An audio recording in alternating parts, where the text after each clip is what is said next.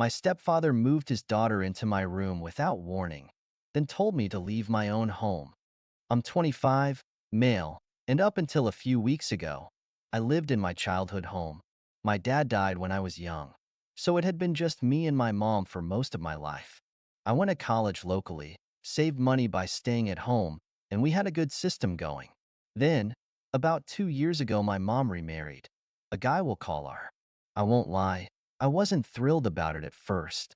But it wasn't my call, and I figured, if my mom was happy, I could deal with it. R wasn't a bad guy, or at least I didn't think so at first. He kept to himself, didn't bother me much, and was pretty hands-off about most things. We had an unspoken understanding. I paid rent for my old room, helped around the house, and he didn't try to play dad. Things were fine, uneventful even. That was until his daughter, Kay, entered the picture. I knew about her. She's in her late 20s, never really got her life together. She'd been in and out of jobs, and from what her told my mom, Kay had been struggling for a while. But I didn't think much of it. She lived in another state, and we weren't exactly close. Then one day out of nowhere, she moves in. I got home from work one evening, expecting the usual, maybe watch TV, make some food. Instead, I walk in and see boxes everywhere. Like a ridiculous amount of boxes, cluttering up the living room and kitchen. I stood there, confused as hell, until Kay came out of the guest room, her new room, I guess, wearing sweats and acting like she'd been living there forever. "Oh, hey," she said, casual as could be. "Dad said I could move in for a bit. Hope that's cool." Hope that's cool? What the hell? I tried to stay calm. I mean, I didn't want to blow up right there. I figured maybe this was temporary, some sort of short-term thing until she got back on her feet. I went to find my mom, who was in the backyard watering her plants, acting like nothing was weird at all. "Hey, Kay's stuff is in the living room?" I asked, trying to sound as neutral as possible. "Oh, yeah," my mom said, smiling like this was all normal. She needed a place to stay for a while, or thought it'd be good for her to be with family. I felt my stomach tighten. "A while? Like how long?" Mom shrugged, still avoiding my eyes. "I don't know yet. It's not a big deal, right? It's just family." It wasn't just family. It was someone I barely knew, someone I hadn't even been consulted about. This was still my home, too, wasn't it? I paid rent. I contributed. But apparently, none of that mattered. I was pissed, but I bit my tongue. I figured maybe if I waited it out, Kay would leave. I didn't want to rock the boat. But days turned into weeks, and Kay made herself more than comfortable. She started leaving her crap everywhere. Kitchen counters, bathroom sinks, even my living room spots.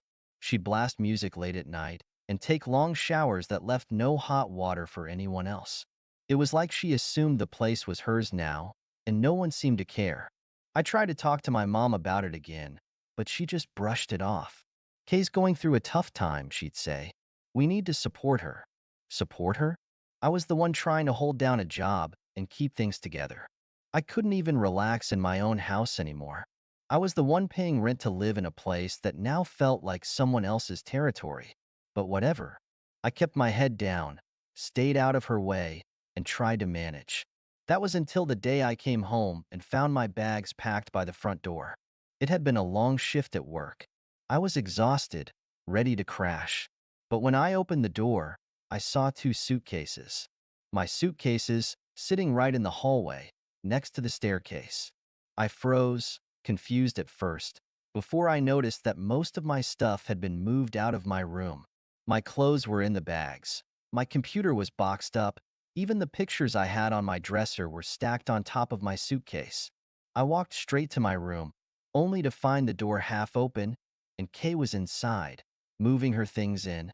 My bed was stripped bare, her clothes already filling the closet. She glanced at me, completely unfazed, like this was just another day for her. "What the hell is going on?" I demanded, my voice tight with disbelief.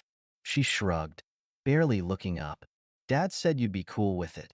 I needed more space, so here we are." I felt a wave of heat crawl up my neck. "You needed more space?" I spat, my voice louder now. "This is my room. What the hell are you talking about?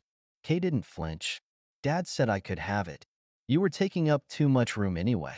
I was shaking, anger and disbelief mixing into a nauseating cocktail in my stomach. I stormed downstairs, looking for my mom, looking for anyone to explain what the hell was going on. I found her first, sitting at the kitchen table with a beer, looking like he didn't have a care in the world. Why is my stuff packed up? I demanded, not even trying to hide my anger anymore. He didn't even bother looking at me, just took a slow sip of his drink before saying, Kay needed the room. It's bigger. You'll figure something else out. Figure something else out? I repeated, my voice dripping with disbelief. This is my home. You don't get to just.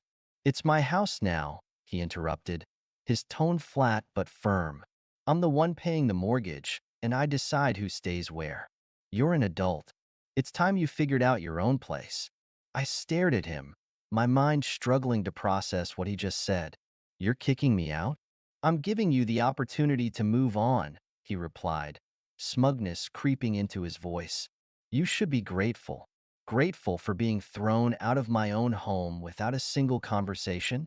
I felt my chest tighten, my fists clenching at my sides. I couldn't believe what I was hearing. I turned to my mom, who had come into the room by then, standing quietly by the doorway. Mom, are you seriously okay with this? He's kicking me out. Your son. Her eyes darted between me and R, and for a brief moment, I thought maybe, just maybe, she'd side with me. But then she sighed, lowering her gaze to the floor. Sweetheart, R's right. You're an adult now. It's time for you to find your own place. I felt like I'd been punched in the gut. My own place? This is my place. This is where I grew up, and now you're just siding with him? She didn't say anything, just stood there, avoiding my eyes, looking ashamed but still unwilling to stand up to him. The betrayal hit me hard, sharper than anything I'd ever felt. It wasn't just her kicking me out. It was her, too. She was letting this happen. I didn't say another word. There was no point. I grabbed my bags, loaded them into my car, and drove off without even knowing where I was going. I ended up crashing at a friend's place that night, trying to process everything that had just happened. The next few days were a blur. I barely slept. All I could think about was how my own mother, the person I'd always trusted, had chosen R and K over me. The man she'd married 2 years ago had more say in the house than I did. I'd never felt so disposable in my life. And Kay? She got exactly what she wanted. My room, my space, my life. I heard from mutual friends that she was settled in, not even caring about the mess she'd left behind. No one in that house seemed to care that I was gone. I thought about confronting them again, storming back into that house and demanding my space back, or at least an explanation. But what would be the point? They'd already made it clear where I stood. I was out, and I had one. Still, I couldn't shake the feeling that I needed closure. So, a few days later, I called my mom. It was the first time we'd spoken since I left. The conversation was awkward at first. Small talk, like neither of us wanted to acknowledge the elephant in the room. But eventually, I couldn't hold it in any longer. Why did you let him do it, Mom? I asked, my voice quiet but full of the hurt I'd been holding in. Why did you let him kick me out? There was a long pause on the other end. I could hear her breathing, could almost picture her biting her lip the way she does when she's nervous. I, I thought it was best for everyone, she finally said, her voice shaky. You're old enough to make it on your own, and Kay, she needed help. Or thought it would be good for you to start fresh. Start fresh? That was the excuse? I wanted to scream, to tell her how abandoned I felt, how she'd chosen a man and his daughter over her own son. But all that came out was a bitter laugh, like I couldn't believe what I was hearing. Good for me? I said, my voice cold now. You think throwing me out of my own home without even asking me is good for me? Her silence on the other end felt like a confirmation of everything I feared. She didn't know what to say, because there was no good reason. She hadn't fought for me. She'd let her decide, and I was just collateral damage. I didn't want it to be like this, she finally whispered, almost pleading with me to understand. R said you'd be fine, that you'd land on your feet. R said? I cut her off, my anger flaring up again. Mom, do you even hear yourself? Since when does he get to decide anything for me? I'm your son. Or does that not matter anymore? There was another heavy pause. I could feel my heart pounding in my chest, the weight of years of trust and love crumbling under the weight of this betrayal. When she spoke again, her voice was weak. I don't know what to say, she admitted, sounding more like a stranger than my mother.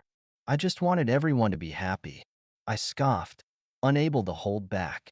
Well, congratulations, Mom. Looks like R and K are pretty damn happy. But what about me? Did you even think about me? Or was I just an inconvenience? I didn't want it to be this way, she repeated, but it felt hollow now, like she was clinging to some excuse that made her feel better about what she'd done. I realized then that I wasn't going to get the apology I needed. She wasn't going to stand up for me because she already made her choice. I hung up. For the next few days, I stayed at my friend's place, going through the motions. Work, sleep, eat, repeat. But the hurt didn't go away. It just sat there, festering under the surface, while the reality of what had happened sank in deeper. My own mother had abandoned me, and for what? To please a man she'd known for 2 years? To give his daughter a place that wasn't hers? The worst part? The house wasn't even ours. It was the house my dad had bought, the house I'd grown up in, filled with memories of a time before things got complicated, before my dad died, and before it came in and took over like he owned the place. And now, my room, my life, was being treated like it didn't matter. Like I didn't matter. I thought about going back. I thought about showing up one day and demanding they explain themselves to my face. But what would that accomplish? R would just throw his weight around again. Kay would smirk from my old bedroom, and my mom would stand there, silent, torn between the family she was supposed to protect and the one she chose. But then, something happened that I didn't expect. I got a text from R. It was short, blunt, and full of the same arrogance he'd always had. Hope you're doing well. You can come get the rest of your stuff when you're ready. No apology, no acknowledgement of what he'd done. Just a cold invitation to pick up the last pieces of my life. I almost didn't reply. I almost blocked his number and moved on with my life. But something about that message made me snap. It was the final straw. I wasn't going to let him win. I wasn't going to let him keep what little control he thought he had. I drove back to the house the next weekend, unannounced. The same house I grew up in now felt foreign, like I was walking into enemy territory. My heart pounded as I parked in the driveway, the place I used to call home, now looking like a stranger's. I walked in through the front door, because honestly, what were they going to do? Call the cops on me for stepping into my own house? Kay was lounging on the couch, her feet propped up on the coffee table, her phone in hand. She barely glanced up when I walked in, but when she saw it was me, she rolled her eyes and muttered, "Oh, great." I didn't respond. I didn't care what she had to say. I went straight to what used to be my room. The door was half closed, but as I pushed it open, I felt this wave of emotions crash over me. All my stuff, everything that had once filled this space was now shoved into a corner. My bed had been replaced with hers. My posters, my shelves, my old desk, they were gone. And in their place was her life, her mess, her intrusion. I started packing up the rest of my things in silence. Kay didn't bother helping, of course. Why would she? It was clear she had already claimed victory. R was nowhere to be seen. And my mom? Well, I didn't even know if she was home, but she certainly wasn't making an appearance. As I loaded the last box into my car, I stood there for a moment, staring at the house. It hit me then. This wasn't my home anymore. It hadn't been for a long time.